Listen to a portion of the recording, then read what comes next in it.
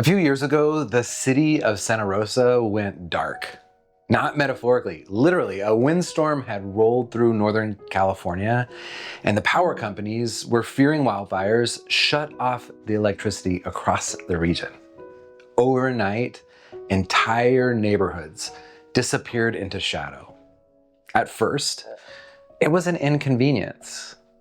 People grumbled about refrigerators thawing, laptops dying, and Wi-Fi blinking out midstream.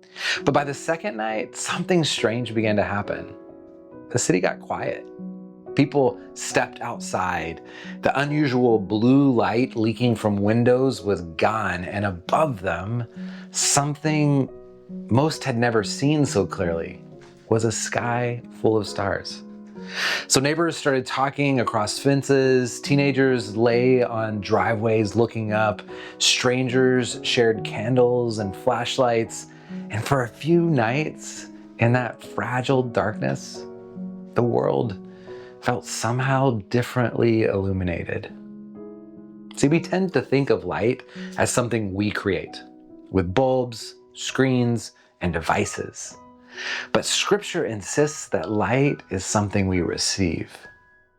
In your light, we see the light, the psalmist says. Divine illumination does not begin with us. It begins with awareness. We do not generate light. We notice it. The people of Israel wandering through the wilderness nights were guided by a pillar of fire. It was not something that they built or fueled. It was given to them.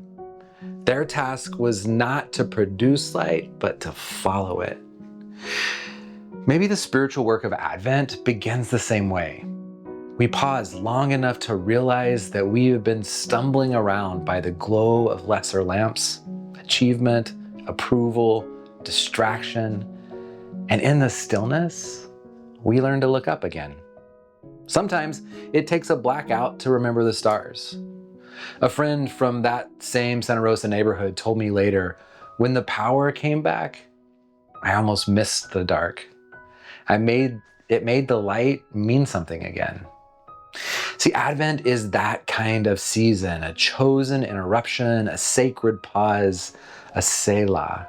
The lights of December will soon blaze with an artificial glow, but for now, the invitation is quieter. Step into the dark and rediscover the light that does not need electricity to burn. The psalmist is not describing physical light, but perception itself.